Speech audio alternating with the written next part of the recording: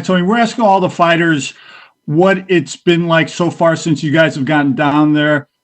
Have you noticed any differences other than like the other fighters were like, yeah, other than sticking a swab up our nose as soon as we got to the hotel? I was just wondering what your experience has been like so far since you arrived. Pretty cool, man. I get to wear a cool little mask like this, like Sub-Zero, and obviously like Scorpion. They give me super. So it's not bad, man. It's kind of quiet. Uh, the same mental thing is still there. We're focused. We're here for UFC 249. Sure, your mentality is still there. It's the same, but have you noticed like your surroundings being different? I think somebody described it as being like deserted or something like that. That you could tell like something's a little bit different. No, absolutely not. I don't feel any more different. To myself, I always went to and from work. Obviously, nothing has changed.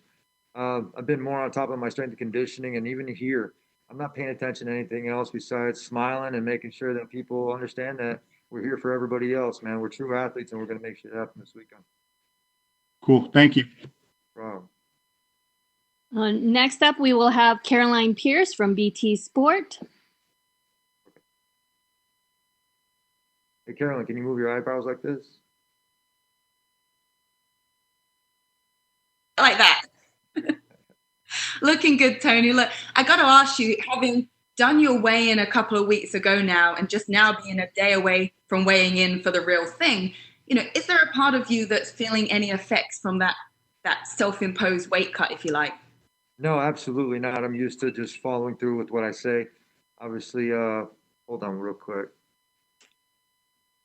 Shit up.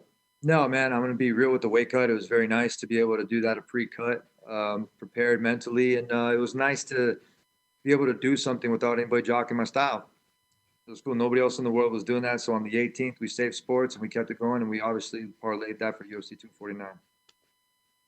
You obviously have the change in opponent, but with the fight then being put back a little bit further, you had more time to prepare for Justin Gaethje. We know that you prepare for several guys at once. You're not just focused on one person, but are there any particular tweaks or changes that you're making specifically for Justin?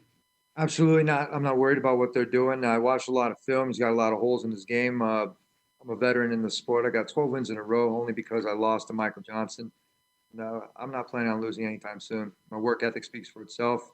And I'm an ultimate fighter winner, man. In order to be the best, you have to beat everybody. It's a round-robin tournament. Justin Gaethje's next. And he specifically requested an elbow breaks his nose so that the UFC can pay for his surgery and he can breathe through that nose again. Are you willing to oblige? No, absolutely not. He just doesn't want me to punch him in the stomach. That's that. Do you think that's a deferring strategy to get you to sort of not do what he's asking for? No, man. Obviously, I have nothing against the kid. He's awesome, man. He's got the human highlight for his nickname for a reason. He's a tough game opponent, man. But the guys that he fought, he got my leftovers. And he went over there and he finished them, but they were already broken. Anytime I ever fought an opponent, they just break mentally and physically and spiritually. They just can't handle inside that octagon. Gaethje's not going to be anything different from these guys. I'm not going to hold back. Punches, knees, kicks, and elbows. I'm bringing out the blades for this fight. Yeah, we know you have many different ways in which you can win this fight, though. But what would be the most satisfying way to get your hand raised? You know what? Anytime I called it out, it usually happened. I'm not going to call it out right now. I'm not going to worry about what anybody else thinks. I'm going to go in there. I'm going to do my thing, and we have 5 rounds. So if he pisses me off, I'll go all 5. But if not, we'll see how it happens. This is for the interim title. I need a chance for you to get that interim belt back. But you're calling this the real title. You're not seeing this as an interim belt. Is that correct? Absolutely not. The casuals would think that, and that's something I've give fair play. And obviously, I made that up. But my hardcore understand exactly that I do have the belt. I shouldn't have been stripped. You got good old meathead, fucking fathead Khabib. He didn't want to fight. He ran away like a dog with his tail between his legs. Same thing with Connor. I'm going to be next. I'm going to be next is what everybody said, but where the fuck are they at? Obviously, they're back home and trying to quarantine. Obviously, we're here crushing quarantine.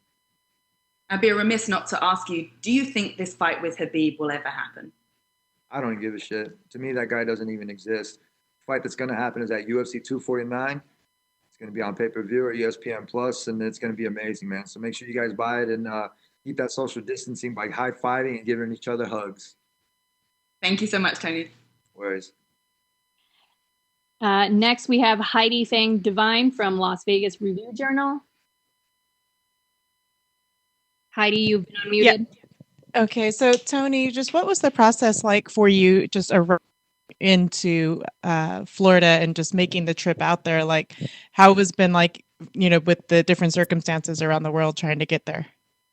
It was cool, man. I'm gonna be real. I still have my same crew. If anything, I made it a little bit bigger. I brought them out here, and as far as expenses and everything else, it's the same exact thing, man. Nothing else has changed for myself. Obviously, it's a little bit more quiet, and obviously, we don't have any fans. But to me, this reminds me of being in Vegas for the Ultimate Fighter tournament. And, You said Habib doesn't matter to you, so if you should come out victorious, is there anybody else that's on your radar? hold on, lady. I'm still talking. I'm gonna be real. Oh, sorry, couldn't hear. That's cool. The only reason that everything else is like this is the only reason we're fighting is for the fans. So nothing else is changing. If anything else, my game's more serious. And just about Habib, if you can't fight him, who else is on your radar as defending the title for, if you should win it come Saturday? Who? If you should take the interim belt. Just kidding. I got you. It's not an interim belt. I have another belt, but I like to collect trophies. I got a whole bunch of medals from back in the day, and that's from a three-sport athlete. I did the exact same thing. I'm not worried about a piece of hardware. You know what I mean? It's more than a paperweight, but I have the real title. Beeb's just got, I don't know what the hell he's got. I just told him to sit it down and walk away, whatever he has. And like I said, these two don't exist to me right now. All right, thank you, Tony. Next up, we have Carlos Contreras. Carlos, you've been unmuted. Hi, Tony. Yo, what's up, Carlos? Hey, what's up? I mean, we're really close to Cinco de Mayo, and we're having three Mexican Americans on the two championship fights. What does it tell for you or the importance of Mexican Americans or Mexican fighters in this sport? Si nosotros están listos, estoy listo para este fin de semana, y I'm ready. Doesn't matter if there's Latinos on this card or not. I'm true Mexican, and I'm going to go out there and represent my country as America, made with Mexican parts. But if you see your style, the fact that you always come in front and exchanging, one would say that you have this Mexican style of boxing when you're standing up, right?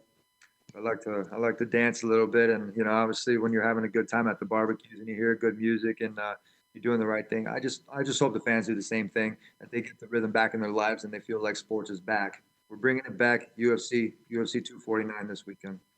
Justin seems like this perfect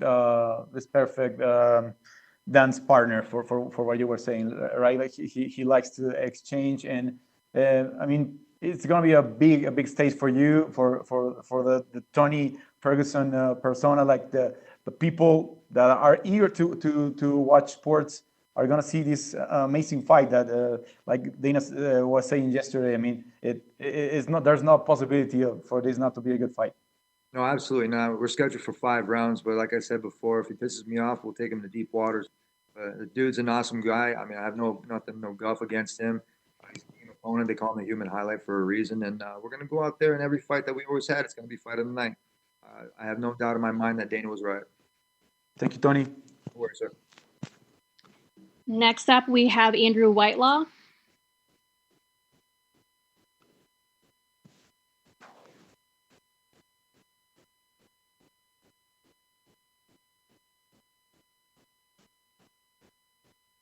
Andrew, you there?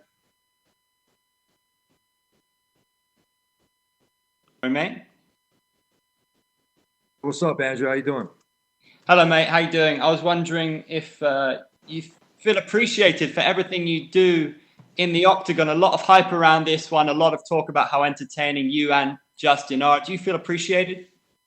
Absolutely, I feel appreciated, man. I'm gonna be real. As soon as I talked to the UFC brass, they told him I'm a badass motherfucker, and they told me, you know what, I stand up for the company, and I'm a company man. Teamwork makes the dream work. So I'm just happy to be a part of it, and then be back with my crew, which is the UFC, man. I love seeing the familiar faces, and it's an honor to be here and be in the main event.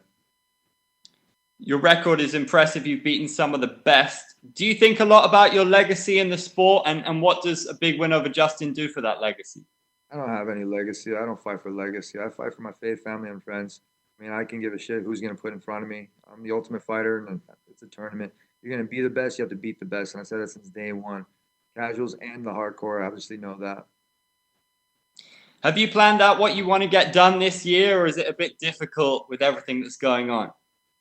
No, man, I've been preparing since September for Khabib, and then when that stuff fell out, I still made weight on the 18th.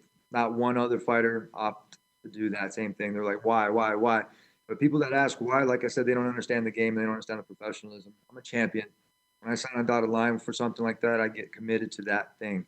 And we got a new game opponent for May 9th. And like I said before, Khabib and McNuggets, they don't exist to me. The only person right now that really matters, Justin Gaethje, UFC 249 this weekend. David Goggins was giving you a massive shout out for making that weight, and testament to your character. How important is it to you that you did that? I'm going to be real. It doesn't matter who gives me props, but David Goggins is obviously a savage. And one thing he says is stay hard. That's how we train. That's how we prepare. And that's how I fight, man. We're always like that. David Goggins, awesome. Thank you, mate.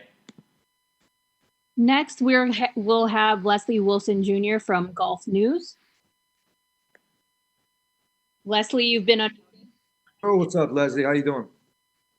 I'm good, Tony. Listen, first of all, I want to ask you, I'm from India. I work in Dubai. I have a lot of Mexicano friends who I work with, and I know how tough you guys are. But having said that, there are two words that has always intrigued me. I'm curious about fear and pain. It's something that I felt all my life. But you guys don't seem to understand how to spell these words. What's the psyche about fear and pain that doesn't exist in your mind? Can you repeat the question, sir? Yeah, I said, can you hear me? Yes, I can. I just didn't really understand what you were saying. Okay. Sorry about Tony. Yeah, I said, I'm from India. I work in Dubai. Nice. Beg your pardon? Yes, I can. I can hear you now. Okay. I'm from India. I work in Dubai. And some of my best friends are from Mexico, Mexicanos. So I know how tough you guys are. But you know something? I've always been intrigued by two words. I mean, natural emotions that I have, which are fear and pain. But it's something that you fighters don't know exists. What is it with you with lack of fear, the lack of pain? Were you born with that? Obviously, I was born with that. Obviously, I'm gonna be real. It doesn't matter what race anybody is. If you're a tough athlete and you go out there and give it your best, you're gonna go out there and just how if you competed when you were little, man. It's if you ran away or did you go back towards the storm. In this fight and even all my life, I never ran away. I'm a defensive back. I was always cracking heads and making sure I made those tackles. If the offense couldn't score points, the defense, we were intercepting, blocking punts, and blocking field goals. We're doing everything we can. Goal line, baby. We go out there and we get that W. As far as being Mexican, Latino, it's awesome, man. I'm American made with Mexican parts. Tough as fuck. Tony. With all due respect to Justin, this wasn't the fight you really wanted. Obviously, you wanted Khabib at one point of time, five times. Man, I didn't want the Khabib fight. It didn't work out. Somebody, I'm gonna be real. Why do I want to fight somebody? Prior to this. I'm gonna be real. I don't want to fight Yeah, somebody. I'm just looking backwards. Yeah, but the fact that you've got Justin in front of you now, has this in any way affected the way you train, the intensity with which you've been bringing to the gym every day? Nothing's changed? No, absolutely not. I made weight on the 18th. Nobody else made weight. Like I said, that dude didn't show up, man. He ran away. He got scared. You could have stayed here. You could have trained. The fights were going to be right. up north, and then they were going to be somewhere else. He didn't have it up here. The dude didn't want to make weight. I called him out again. Nah. Like I said, that dude doesn't matter anymore. You know what? That hat, you can throw it away with your belt. Yeah. Listen, we've got a lot of Mexicans living in Dubai, and we're all going to be watching the fight together. Any shout out for guys in Dubai who are big fans of yours, Tony? Así es, nosotros están listos para este fin de semana y si a nosotros están suerte para pelear este fin de semana. It means basically we're very lucky to be able to fight this weekend. And it's very fortunate to have sports back, man. And I'm very honored to be the main event. And the undercard is going to be awesome, man. You can't really call it an undercard. The whole entire card is going to be awesome. And everybody needs to buy that UFC 249 event. Thank you, Tony. God bless you. Thank you. Stay safe. Okay. Last question will go to Fabricio Sosa from Clarion.com. Fabricio, you're unmuted. Fabricio, what's good, man?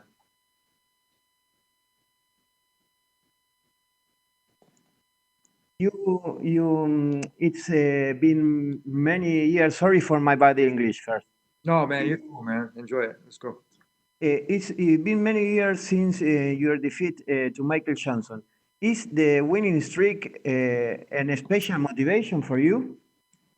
Nah, I really don't think so. I stopped paying attention to that a long time ago.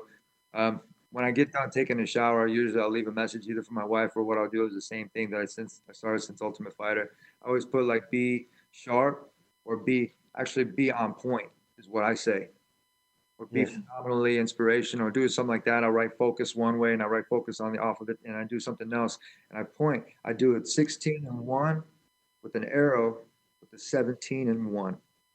I don't pay attention to anything else besides the next fight. As far as the win streak goes, I can give two fucks about it. I'm gonna be real. Only thing I care about is going out there, giving my best, and try to get that W. Win away, win or lose, I'm gonna walk away like a man. And that's how you are an athlete, a true athlete. Okay. Justin Gaethje is a good striker, but also a good wrestler. What is your strategy you propose? I'm gonna be real. I'm a two-time All-American. I'm a national champ. I'm a state champion and three-time All-State in wrestling. As far as football goes, we were state champs and we were runner-up at the state for baseball. I'm a mechanic. Like as far as like my body, I'm a mechanic, man. So if something's wrong, I'm gonna fix it. But this whole entire camp, we've been preparing since November. Multiple training. I've increased. Everybody think I was training like 5 to 6 hours? No, I don't think so, man. More like 12. I put in my time. I always make sure that everything else is running right. And like I said, it doesn't matter who you put in front of me. But this weekend is Justin Gaethje, the highlight. My name is Tony Ferguson at UFC 249. You can expect fireworks just like Dana White said. And Tony, the last one. What do you know about Argentina? You know a fighter and everything? Justin Gaethje, the highlight. My name is Tony Ferguson at UFC 249. You can expect fireworks just like Dana White said. What happened here? What happened? What do you know about Argentina? What are you talking about? Say the question one more time. Yes, I say, what do you know about Argentina? Argentina's awesome, man. Latinos, man. It's going to be awesome. Like, I'm going to be real. I can't wait to visit the country. I hear the food's amazing. And obviously, I'd like to visit the world more. And that'd be one of the stops I'd like to come and see. Thank you, Tony.